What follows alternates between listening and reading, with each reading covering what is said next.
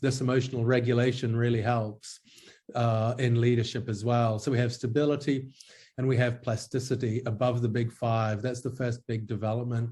The other big development has been at one level below the big five. So until now, with the other assessments that we see in applied practice, the way that they divide each of those big five traits into, 3, 4, 5, 6, or 7 facets is relatively arbitrary. But the field is converging on the idea that the next level down, equivalent to the big five, there are 2 dimensions under each of the big five. So under neuroticism, we have withdrawal and volatility, for instance, under agreeableness, compassion, and politeness.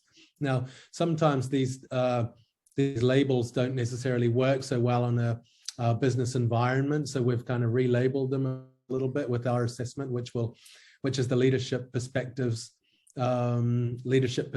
questionnaire that I'll talk about in a minute. But the big thing that we want to take away from this slide is that the developments in the big five, neuroscientific developments, are that above the big five, there are 2 meta traits, stability and plasticity. And below the big five, there are 2 traits that are replicable. They're replicable across genders, across cultures. They can be treated with the same confidence that we treat the big five. So we really should see assessments moving towards this model, just like they did towards the big five. But there is a lot of inertia with companies that have been around for a long time, using assessments they've used for a long time, which gives Podium a great opportunity actually to build these assessments. So if we could have a look at the next slide, Suman, please. Just a minute. Yeah, and one thing that we'll come across when we're talking about the assessments that Podium has is that they are very close to the science, and they've also been registered with appropriate bodies who have reviewed the assessments. They've either been in peer-reviewed technical journals, or in the case of perspectives there, that we had on the previous slide, it's gone through the British Psychological Society test registration process. And that really is a really rigorous process. You have to have validity studies, 6 validity studies minimum, with hundreds of applicants. You have to have retest reliability over the short term, which is like 14 days, but also over the longer term, over 1 year. And we show all of that. And that test review, Suman can share that with you, or you can actually get it yourself as well from the British Psychological Society website. So that next one that you went to, Suman, is a good one. Actually, just to show that there are some other developments that are happening in the spaces, one around derailer behavior, around maladaptive traits. And there has been, a model that's dominated for a long time in the dark side derailers traits. But in this article in 2014, I built the case for moving in the work environment towards a newer model that sees these derailer traits really as the negative end of the big five, which borrows some ideas from the clinical literature. And that really is the nature, your personality, what's relatively hardwired. In terms of the nurture, the competencies that you acquire through your experiences at work, the paper on the right talks about the high performance behavior model. And that's a competency model that really breaks down what you learn about how to lead into how you manage your tasks in the work environment and how you manage your people in the work environment. And that's published there as well. So we're really sticking close to the science while being very practical.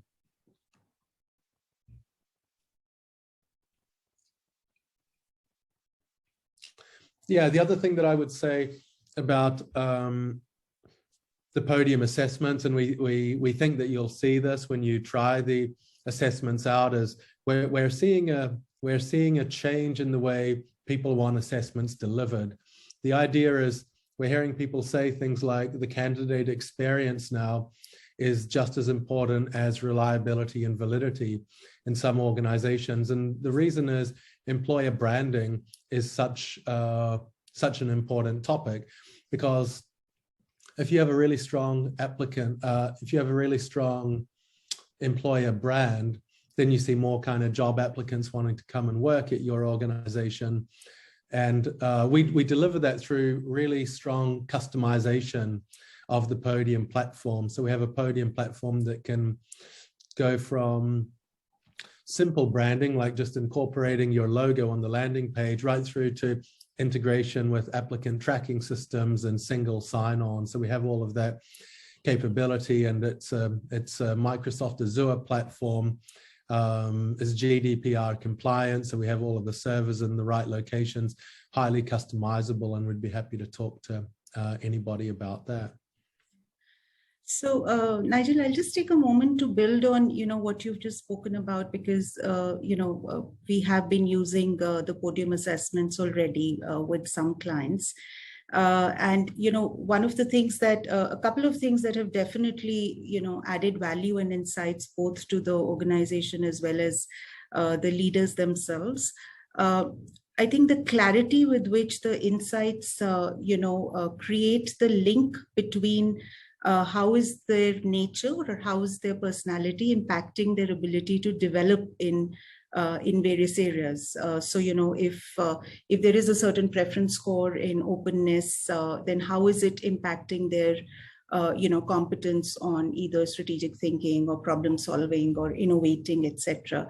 And that has been a, very clear and very valuable insight that has been created, and people are able to build them into their development plans.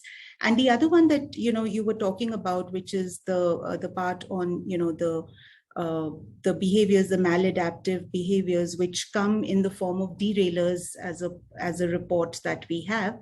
I think for people to be able to also see that, how some of their very high preferences could also be derailing and could also be having, a barrier effect on the way that they're working or developing. So I think from the application point of view, we've already, clients along with us, we're already seeing those insights in terms of, the leaders being aware and then being able to work on them also. So, so great. The other thing, Nigel, that, we'd like to spend a little time on is the fact that there is a speed imperative. There is the organizations are growing so quickly, and they want leaders to grow as quickly also, because unless that happens, the growth strategy doesn't really come to bear. And so therefore, a lot of the clients are looking for very accurate but quick frameworks of making that assessment or creating that high potential identification. So the need is it needs to be quick, it needs to be researched, and it needs to be holistic. So what you could spend a little time with is how we are being able to do that, create a well-researched, quick, and holistic high potential identification possible. So if you could just Sure. So I think that there are two levels at which we do this, and just to build on something you said, Suman, around the derailers, and it also applies to the leadership the leadership questionnaire itself, as we often use those as the basis for coaching.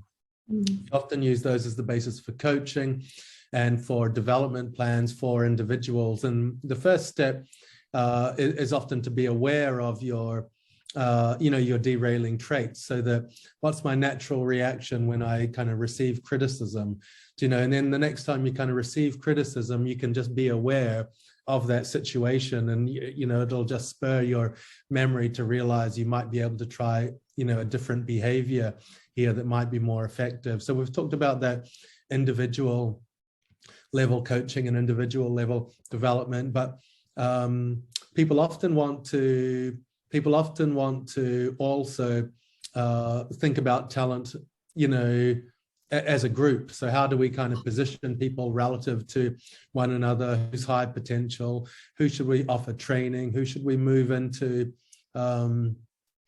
higher level leadership roles in which people might be better placed to remain as individual contributors. And if you have a look over the history of leadership over the last 100 years or so, where people have really been researching it scientifically, two things stand out. And one of those is that individual differences and personality matter for leadership, and these are relatively hardwired, and that's why we have their nature on the slide, which is your preferences, orientation, values, and motivation.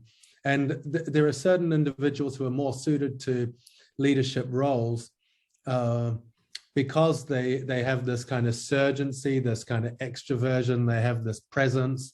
And on the motivation side, they have the desire, they want to be in these leadership roles. So we measure those. Do we have another part to this slide, Suman, perhaps? We measure that preference there with leadership perspectives. We measure it with derailers, and we measure it with a driver's assessment, a career driver's assessment. And we'll use all of that in coaching, but we'll also use it in coaching and development. We'll also use it in group settings. So that's something, a consistent theme, that personality matters. And there are a lot of new things that come, new kind of ways of thinking about leadership, but a consistent theme through all of those is that that personality traits matter to leadership. So that's on the preference. It's relatively hardwired. It can be hard to change. But when we look on the capability side, another thing that emerges from the research is how people behave as leaders can impact their effectiveness. So leadership behaviors can impact how you're perceived as a leader, how successful you are as a leader, how well engaged your teams are going to be. And those behavioral capabilities are something that can be learned. Behavioral capabilities can be learned, they can be acquired, and some of the best ways that they can be acquired are through on-the-job learning, and we can build that into people's development plans. And the way that we assess that in a few different ways, actually. So Suman, you might be doing assessment centers, I'm not sure, but you can do that with the assessment centers, and you can also do it with situational judgment tests. And the situational judgment tests are animated multimedia scenarios that present like a challenging scenario, and they ask how you'll behave. So we do a lot of customization on those SJTs, and we might talk a little bit about that later.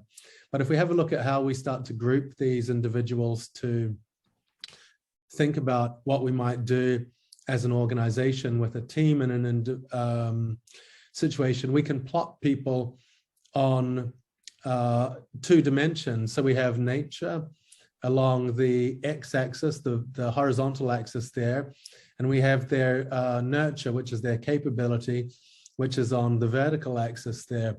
And the nature, or their preference for leadership, actually comes from an overall score from the leadership personality questionnaire. And the capability, which is on the vertical axis there, comes from an overall score that we score on their situational judgment test, which measures the high performance behavior style capabilities. Then what we do is we can have a look on where people fall, where we plot them on these slides. So you can see this person in the bottom left quadrant there has a very low preference for leadership. So across personality, across their drivers, which is like things like Shine's career anchors, but it's like a Podium version of it, they express a low desire to be a leader, or a low preference for being a leader. Not only that, this kind of individual on this plot has relatively low capability on the SJT. So when they're presented with these challenging managerial situations, they're making decisions that subject matter experts, people who know the job well, and people who know the organizational culture look at and think, well, that's not the best decision to make there. So what might the best thing to do with that individual be? They're more likely to be suited for a technical career track, or perhaps an individual contributor track. If we have a look on the other end, in the top right of the quadrant there, we can see an individual who has a very high preference for leadership. So across the leadership personality questionnaire, across the driver's assessment, they're indicating, you know, I have a preference for leading. I want to be a leader in organizations. But not only that, these individuals have that individual has strong capability, behavioral capability. So on the SJT, when they're making decisions, responses to challenging managerial situations, they are making decisions that are in line with how the organization would like that person to resolve challenging situations. So that person is ready to be moved into a leadership role if they're not already in a leadership role. And what grids like this can also, a matrix like this can also highlight, is that in the bottom right, you have a relative gap there. So you don't have a whole lot of individuals who have a strong kind of nature or preference for leadership, but not developed behavioral capability. And those individuals are usually, you know, the high potentials that you're going to start putting into challenging situations to try to move them up into the top right. So it might be the case that you need to do hiring around filling the gap in there. But you do have a lot of individuals who are suited to what we might call technical leadership, not general leadership. These people in the top left who can kind of lead technical teams because they don't have a strong preference, but they've learned that they can do this. So, so we do a lot of kind of talent, you know, framing people's thinking, people's thinking about talent in the organization using this nature versus nurture model.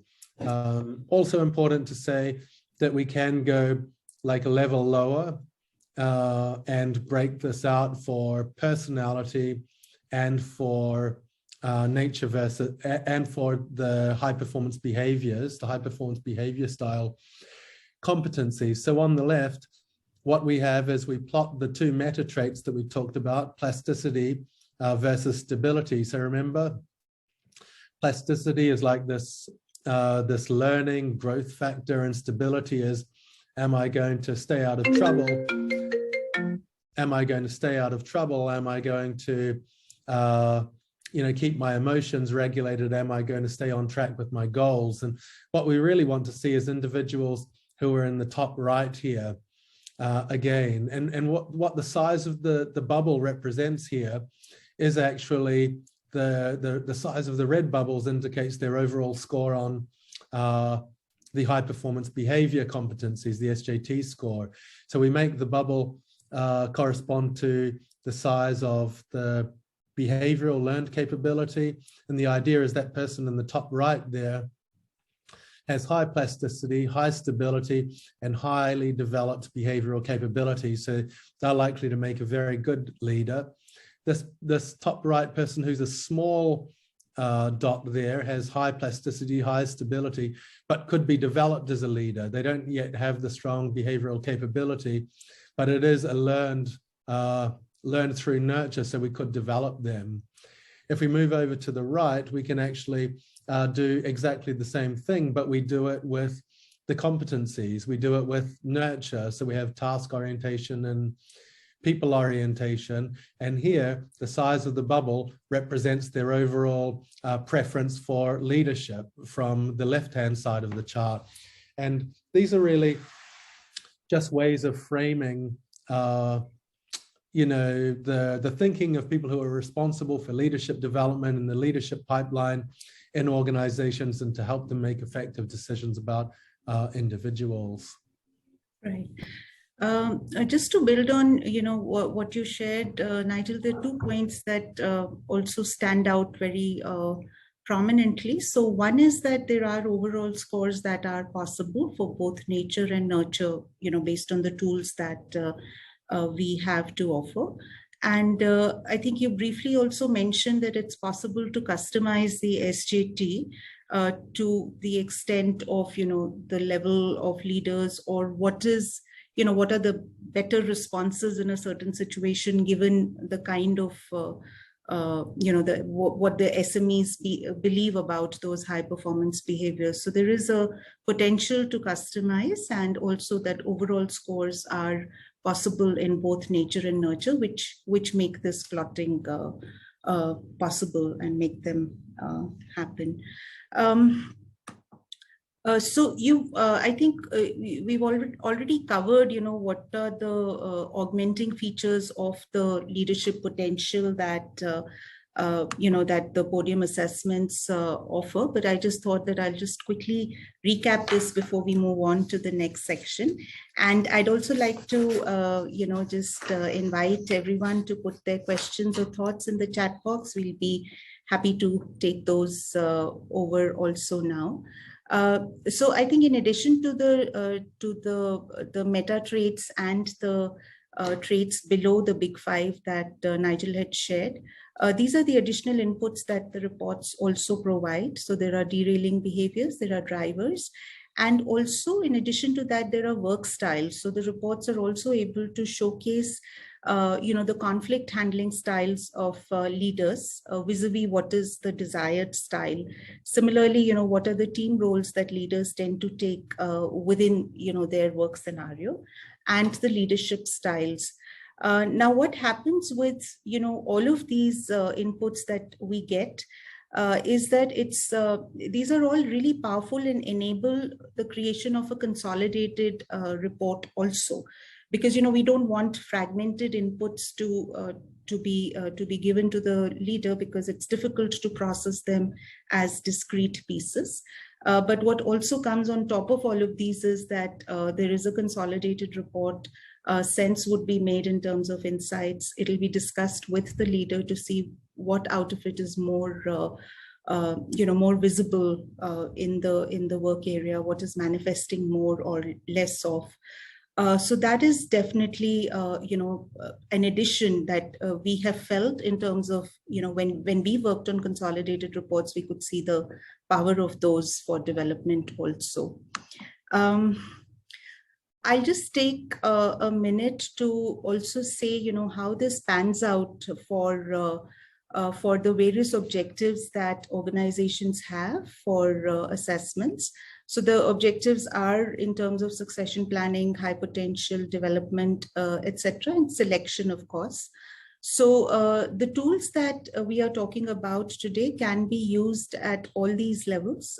So managers of managers, functional leaders, unit leaders, etc., and of course the SLT members also. And if we use the entire battery of these, which is the most potent combination, like I said, the consolidated report would also offer that value. And I just request Nigel to spend a little time on the customizable piece, because I think that's the whole piece on how these can be tailored to organizations. Yeah, so on the SJT customization, Suman? Yes. Sure. Yeah. So the thing just to say a little bit about what the SJT is, just to remind people, we present an animation that describes a challenging situation. So it might say you've received some negative feedback about a project for a client that you've just delivered, and how are you going to kind of move this forward? What will be the next steps? And then it presents a series of behavioral choices, and you rate the effectiveness of the different choices. So the customization on that can happen at a few different levels. So Podium has a large library bank of hundreds of scenarios. So one thing that you can do is you can review the scenarios that we already have and select the scenarios that you think are most appropriate. So that's one thing that you can do. But we've spent quite a lot of work quite a lot of time getting the scenarios right to conform to that nature-nurture model, the task-people model, and going down a level, the high-performance behavior. So we think the scenarios are pretty good. So the customization there, if you decide to start from that point, is to work with us to review the options, so the behavioral options that go with the scenario. So when you have a look at that, you can, we often have what we call a subject matter expert panel. So people in your organization will decide what the most appropriate response is there. And that determines what's right and what's wrong for the scoring algorithm. So we regularly do that kind of customization as well. So the customization can be, build a new SJT. It can be switch in some scenarios, switch out other scenarios. It can be change some of the response options to reflect ways you would like people to behave in your organization, or it can involve just weighting the scenario options differently, saying this one's the correct one rather than this one, because around here, this is how people should behave. Yeah, and I think that really answers the question that a lot of organizations have, which is about, how can these be tailored to our environment, what we need from our leaders, and so on. So I'll just take a few minutes and share some of the snapshots of these reports that we have, or these assessments that we have, on the slide. So there is the leadership insight, which is a situational judgment test, which Nigel just spoke about, which is about the nurture piece. And then there are the nature assessments, which are leadership perspectives, drivers, derailers, and work styles. So just to give you a sense of, what these are, there is a question from Madhukar. Madhukar, we'll just take it up in just a couple of minutes once I've taken you through the snapshots. But Nigel, just so that you have the question with you, he's talking about how is the assessment made relevant or customizable per the organization culture, which is, I think you partly addressed that, but we can build on that in a little bit also. Just going on to the snapshots of the reports. So the leadership perspectives, which is the main nature report, is looking at all the traits that we covered in the beginning. So there are the meta traits of plasticity, stability, then the 4 clusters, which correspond to the high performing behaviors.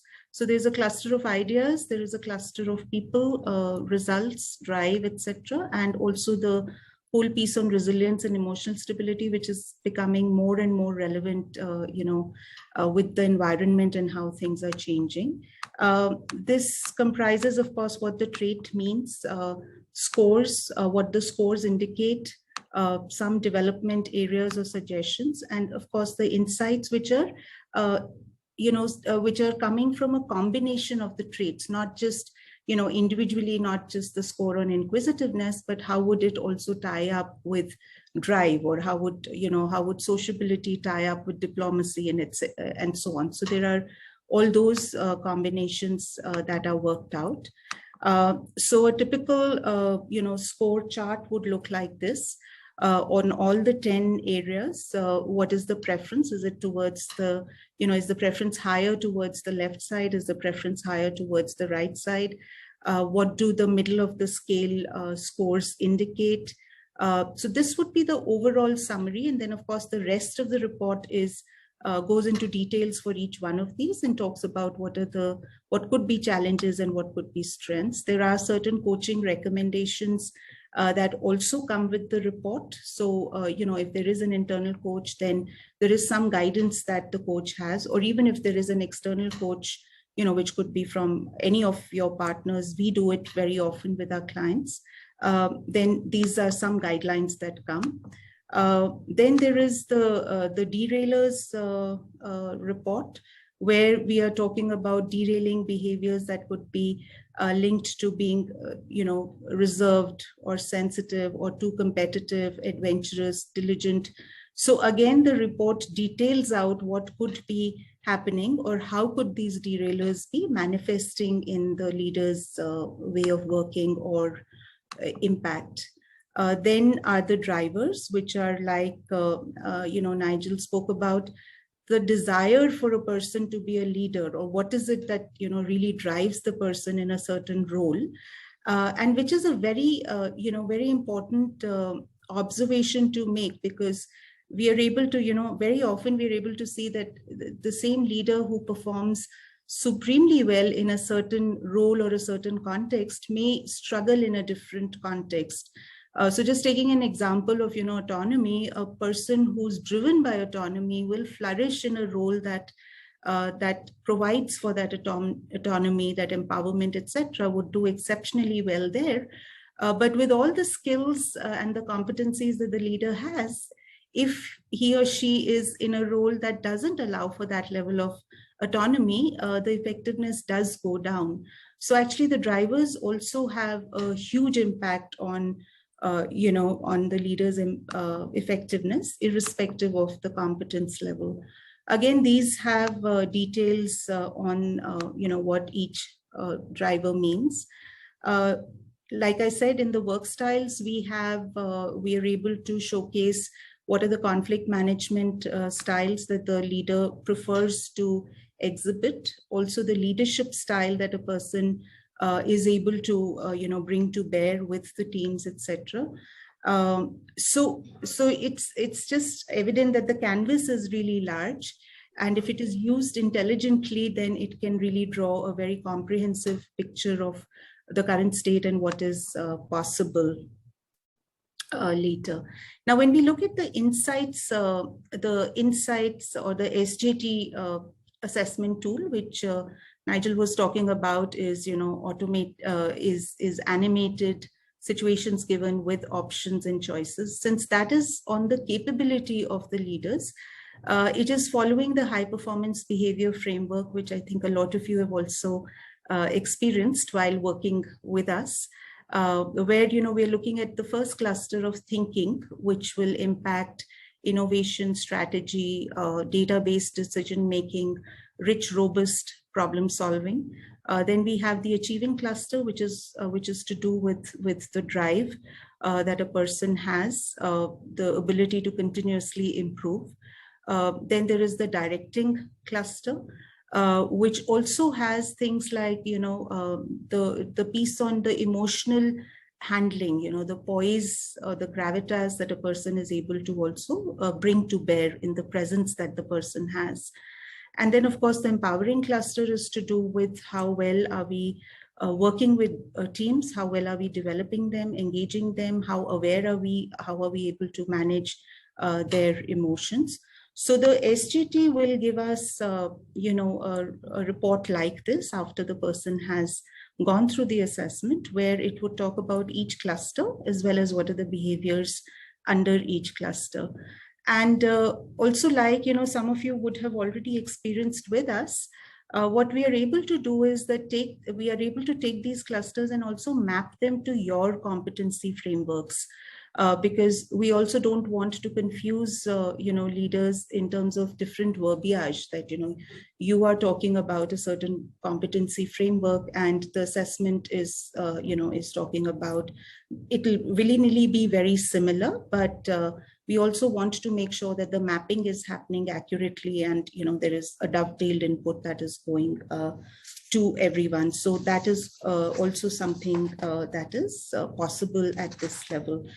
I'd like to just pause here for a moment and, request for any kind of questions that everybody has. We have, I think, another 10 minutes, so it'll be good for us to take some questions. I'll just repeat the question that, Nigel, we got from... so one was, of course, how are they made relevant or customizable as per the organization culture? So you did talk about it, but I think if you could just... Yeah, I think it's a really good question, because with those situational judgment tests, you can use them for different purposes. So if you're using them just to predict job performance, that might be a very different thing to if you're using them to try to do cultural transformation, because you can, get high performance scores and performance reviews by, doing the wrong thing, using the wrong kind of behaviors.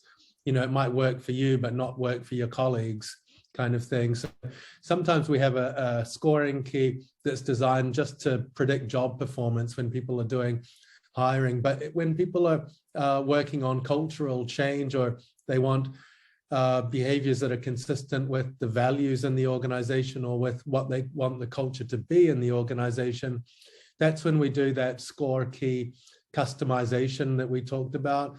And the way that we do it, there's a few ways. We can either do it with a small group of senior leaders who know what they want the culture to be in the organization, with input from relevant people. They don't just have to be senior leaders. Then they say, this is the correct answer, this is the correct answer, that one's not the correct answer. And we look at the consensus amongst those, we call them judges. And then once we've got consensus amongst those judges, that says these behavioral responses to these scenarios are consistent with what we want the culture to be. And from there, that's how we use the SJTs to ensure that they're in line with the culture. And we actually can also use those situational judgment scenarios in training situations.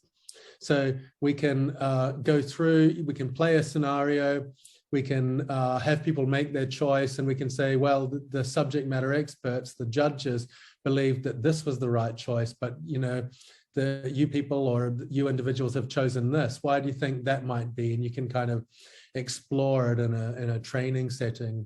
So that's some of the ways that we make the SJT align with organizational culture. Thanks, Nigel. Anuj had a question. So the question is that are the skills ipsative or normative, and do we have a India-specific norm group? So to the second question, I know that we have an Asia-specific norm group, but I'll let you answer. Yes, I think we're using the Asia group at the moment, or we could be using but we also have an international general management norm group, but we're always building those. So I expect, Suman, it's not going to be very long until you switch to your India specific, if that's what you want to do, because sometimes these individuals are working in global organizations, and they're often interacting with people in North America, London, wherever, Hong Kong kind of thing, and we're asked to kind of select and develop against the international norm. In terms of the ipsative normative question, so I do a lot of work in ipsative assessment. I do a lot of work in ipsative assessment, but these assessments are normative, and actually, so they're for the most part normative.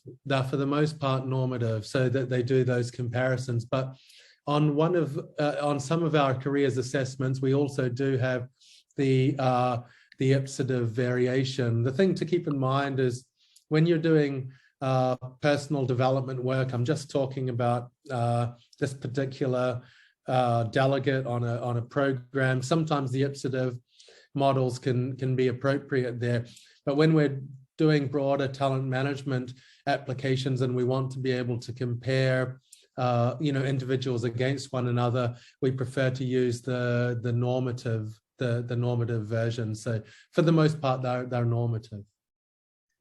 Thanks, Nigel. There is another question which is pertaining to whether these assessments provide information to probe further during the discussion rounds.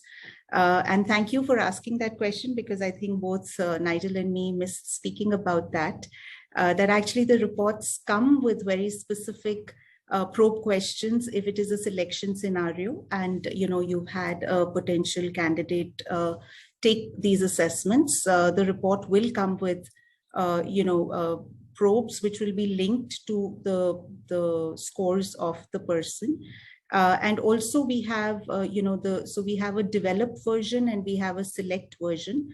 The select version is used for selection, and the developed version comes with certain coaching recommendations and also some pointers for feedback.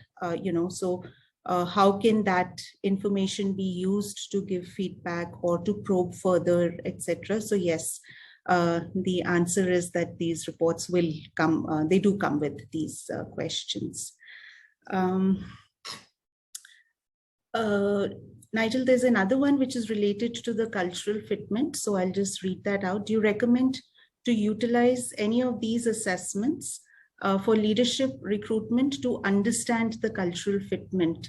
So I would suppose it would be similar to, the response, except that now it is in a selection scenario that we and we absolutely use these assessments in selection.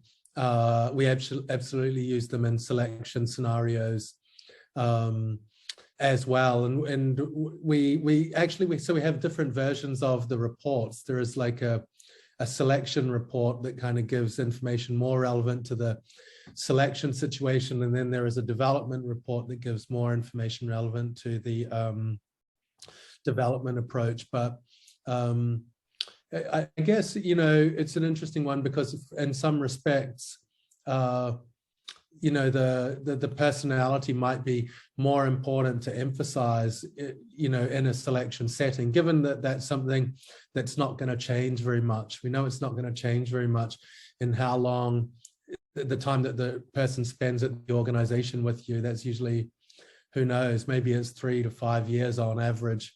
Now, personality does evolve, but it doesn't change that much. So that's really important to get right in the selection setting. But the behavioral capability, we also use those there too for hiring, and we use them for a few reasons. They predict job performance, which is really good.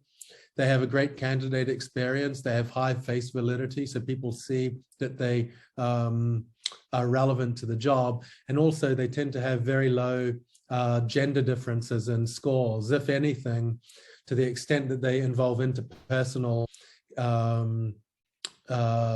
behaviors, females score higher.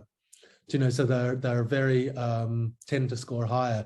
So they have a strong application in hiring situations. Right.